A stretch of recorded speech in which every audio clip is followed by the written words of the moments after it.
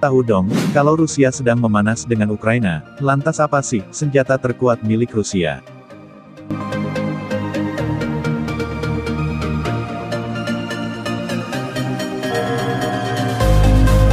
С праздником вас! С Днем Великой Победы! Ура!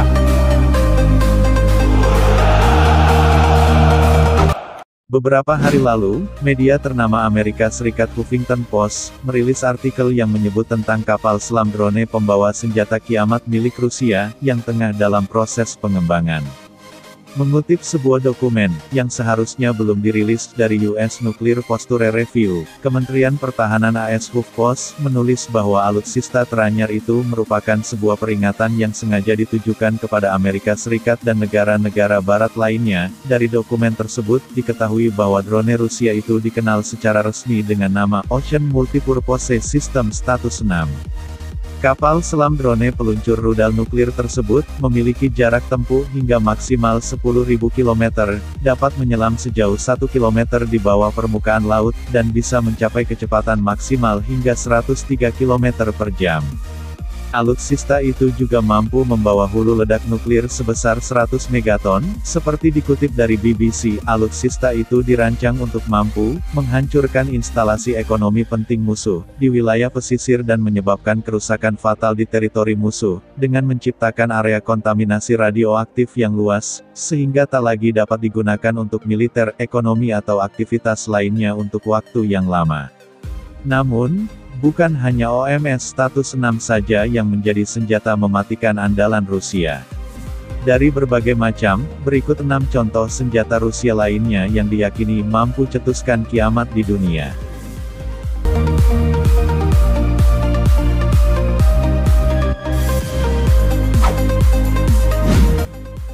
1. Satan II.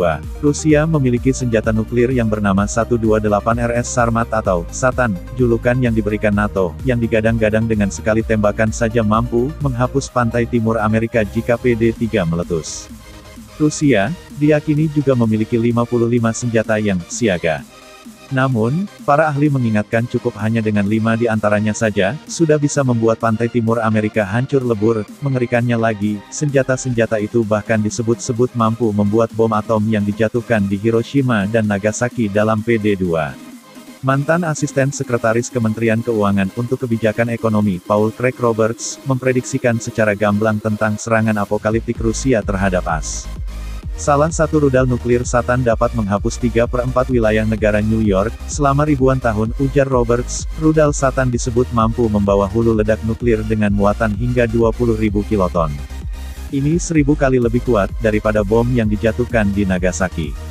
Dengan muatan maksimum, sekali hantam Satan mampu membunuh 4,5 juta orang di New York, melukai 3,6 juta orang dan mengirimkan radioaktif yang dapat menyebar melampaui jarak 600 mil. Satan juga dapat dipersenjatai dengan 10 nuklir kecil, berkekuatan 550 kiloton di mana setiap nuklir ini dapat menyebar melintasi daerah yang luas dan nyaris tak dapat dicegat.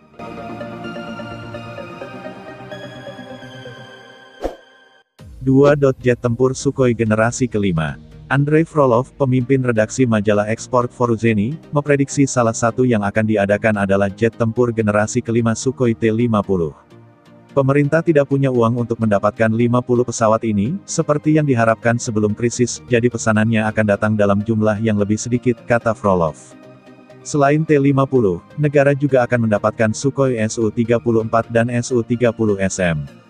Militer Rusia juga akan memperbarui pengebom strategis Tupolev Tu-160M2 dan pengebom jarak jauh Tu-20M3, menjadi sesuai standar Tu-22M3M. Kemenhan juga berencana mendanai pengembangan pengebom strategis generasi selanjutnya, Tupolev padat, tapi pesawat ini belum akan selesai, hingga paling cepat 1 dekade ke depan, ujar Frolov.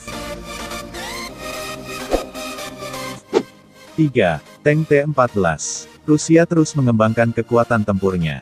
Salah satunya, pengadaan platform tempur universal armata, terutama tank tempur utama canggih T-14. T-14 dapat menembakkan hingga 10 rentetan peluru per menit, dengan jarak tembakan hingga 7 km. Sebagai perbandingan, tank M1 Abrams milik AS hanya mampu menembakkan 3 rentetan peluru per 3 menit, dengan jarak hingga 4,6 km. Keberadaan tank tersebut, konon membuat negara-negara anggota NATO ketar-ketir.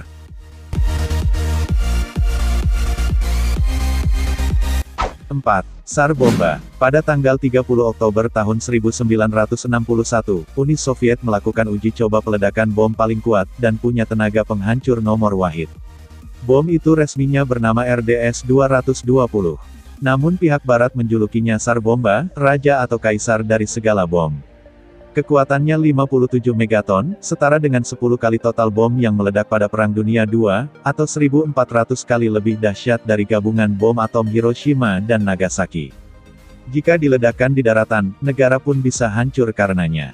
Senjata berkode FA-nya itu adalah senjata nuklir paling kuat yang pernah diledakkan. Pada pukul 11.31 waktu setempat, bahan peledak itu dijatuhkan dari kapal terbang yang langsung bergegas menjauhi lokasi. Pilotnya hanya punya 188 detik untuk lolos dari efek ledakan bom. Sesaat setelah meledak, awan jamur mengepul setinggi 64 km. Ionisasi dari ledakan menyebabkan gangguan radio komunikasi, selama berjam-jam.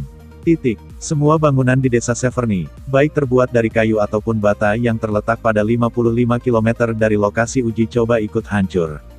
Getaran dari uji coba bom ini terasa hingga 1000 km dari lokasi peledakan.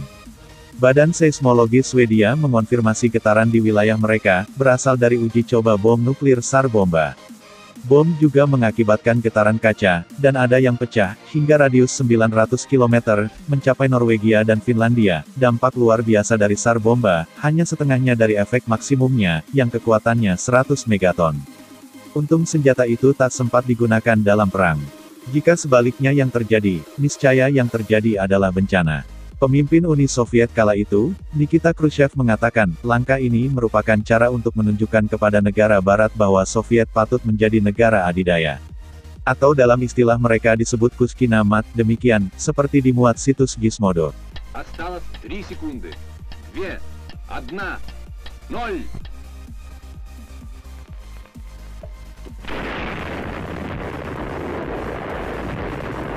Полевой столб, поднимающийся с земли, быстро увеличился в объеме.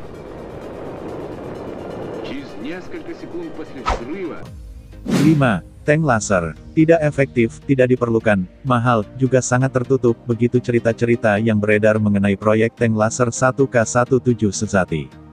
Pengembangan senjata tersebut dilakukan pada akhir era 1980-an. Awalnya, senjata tersebut diharapkan bisa mematikan objek listrik pesawat, kapal laut, kapal selam dan senjata lawan. Kunci dari laser yang ada dalam tank ini, berada pada 30 kg batu permata yang ada di dalamnya. Selain mahal, ada hal yang menyebabkan proyek ini berhenti. Termasuk di antaranya, runtuhnya Uni Soviet. Juga, dicurinya gambar prototipe senjata tersebut, oleh seorang anggota militer Soviet yang membelot ke barat.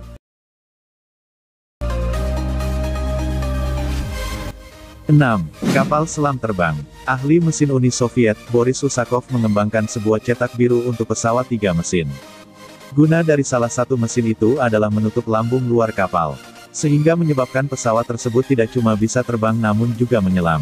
Kapal selam terbang itu juga dilengkapi 2 buah torpedo, yang dipersiapkan menjadi senjata ampuh untuk melawan musuh.